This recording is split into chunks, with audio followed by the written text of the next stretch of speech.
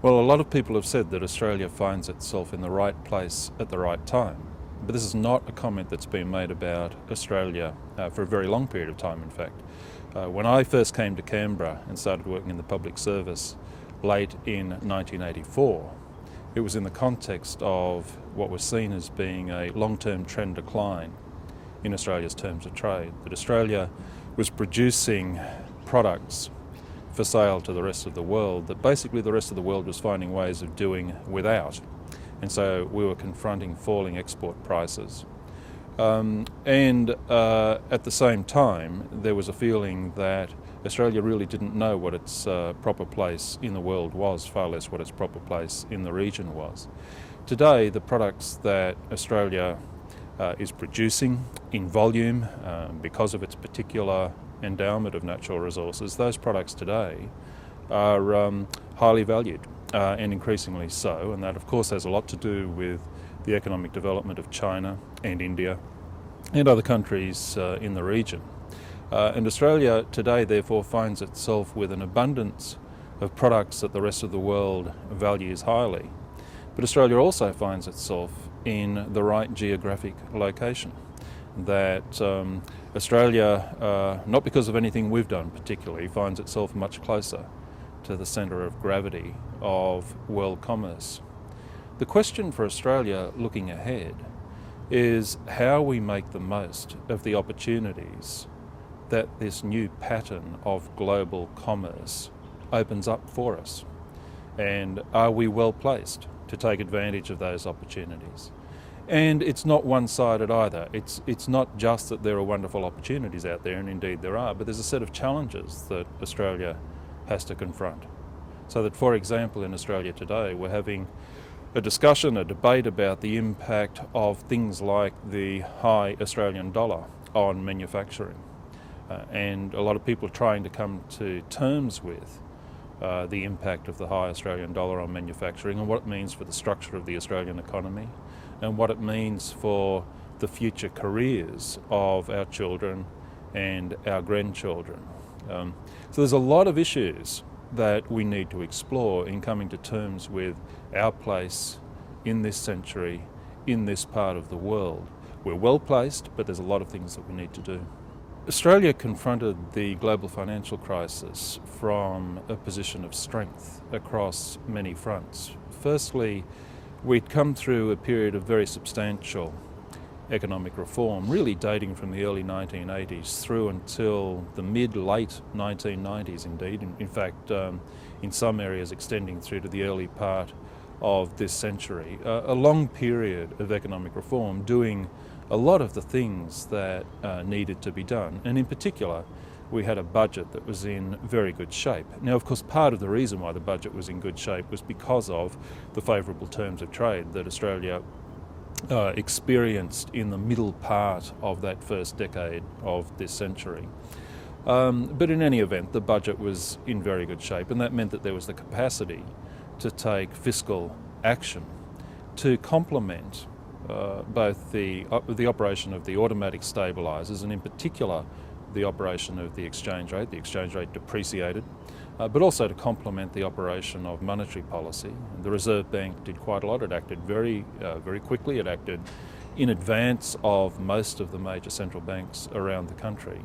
But fiscal policy was able to play a strongly complementary role. In fact, I'd say more than that. Fiscal policy actually led Australia's response to the global financial crisis. But because the budget was in such good condition, the Australian government was able to take a large amount of fiscal stimulus without putting at risk the integrity of the public sector balance sheet. And in fact, Australia emerges from the global financial crisis with a very low level of public debt by international standards, and with prospects of now the budget being restored to balance, even going into surplus in the years ahead, and repaying the debt that was accumulated during the global financial crisis.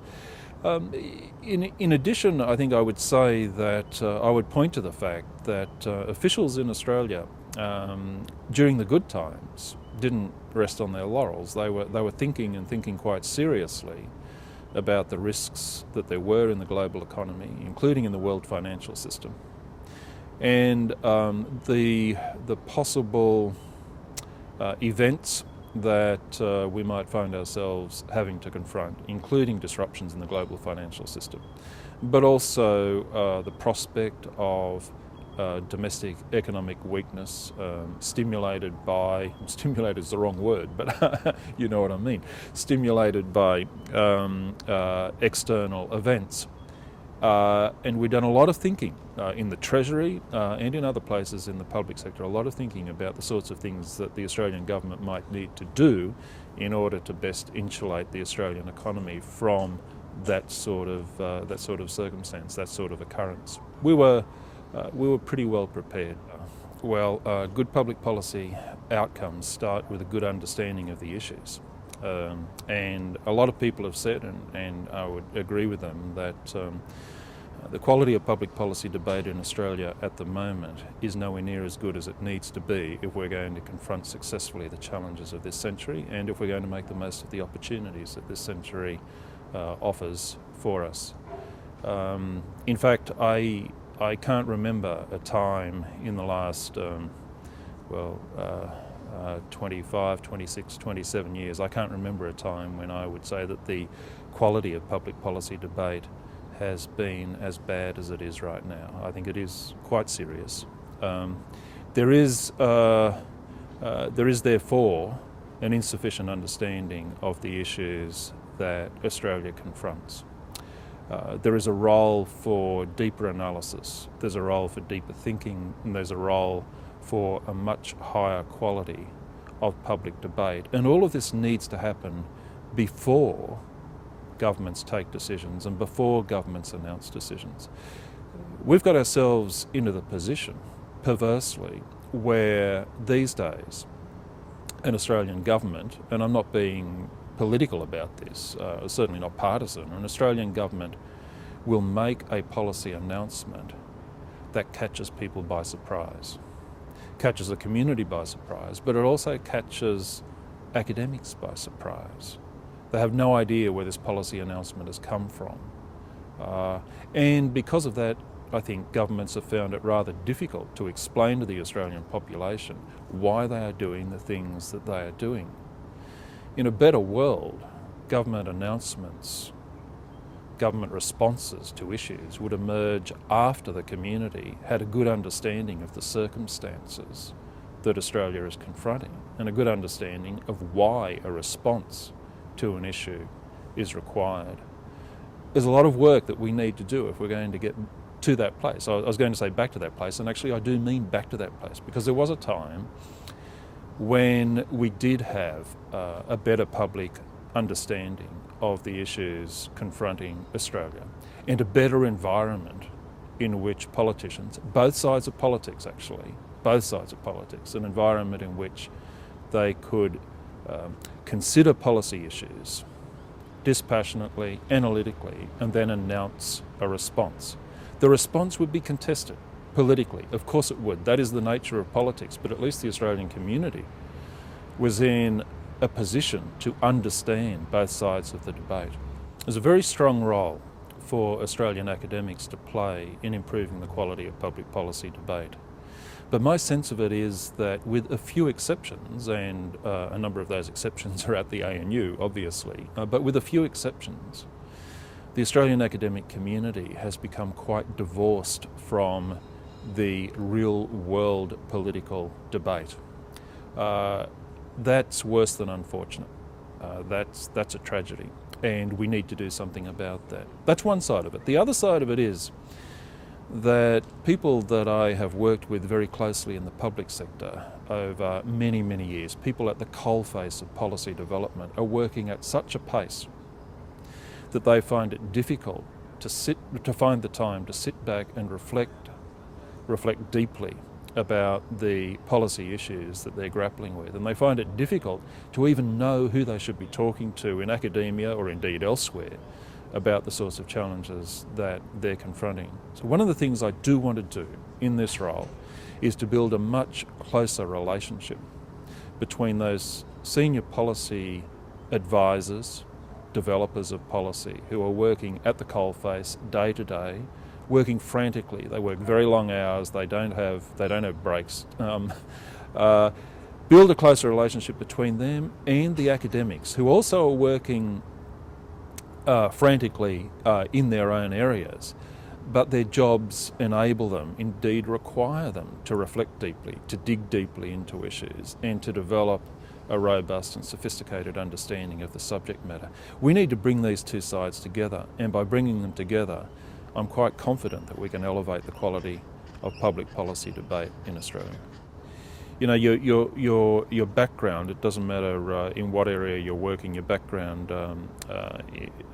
the way in which you were brought up, where you were brought up, your family circumstances, those things are going to play a significant role through your life, and it's certainly been the case with me. I'm one of the sons of a timber worker on the mid-north coast of New South Wales, and a poor family circumstances, but from a very young age I had an opportunity to observe what I would describe, I guess, as the failures of public policy, really. You know, the question, young kids always ask the question, why? You know, why this, why something else? And I don't know that it was my parents who explained to me that so many of the answers to my why questions could be found in the failures of public policy, but certainly that's the message that I took away from it.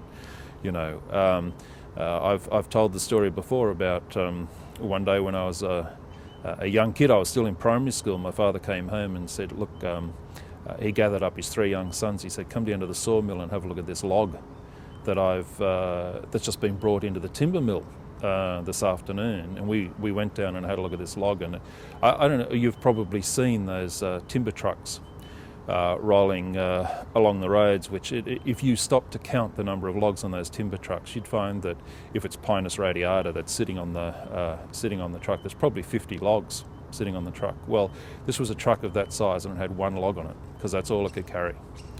And when I asked my father what sort of tree this was, and he told me it was a eucalypt, I said, how old? He said, well, maybe 400, 500 years old.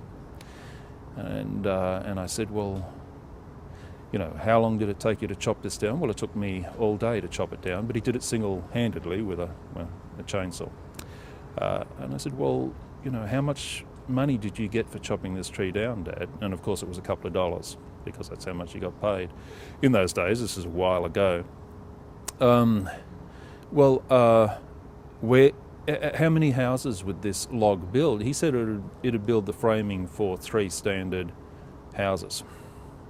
And I said, well, who gets the money?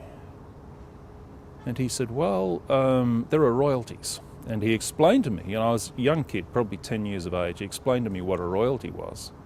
He understood what a royalty was, and when I asked him how much the royalty would have been, he said, oh, maybe a couple of dollars on this log. So who gets the rest, Dad? And that was the question. That question bugged me for a long, long time. And it was he was aware that this was a log that had been taken from a tree that belonged to the people of New South Wales, or if you like, to the people of Australia, and not just the present generation of Australians, but future generations of Australians. And their reward, their return from this log was a few dollars, no more than a few dollars. Of course, a lot of other people made a lot of money out of that log being felled. And he wasn't one of them, by the way. My father wasn't one of them. That suggested to me that there was, there were some issues that one needed to explore, and I guess I've been exploring those sorts of issues all of my career.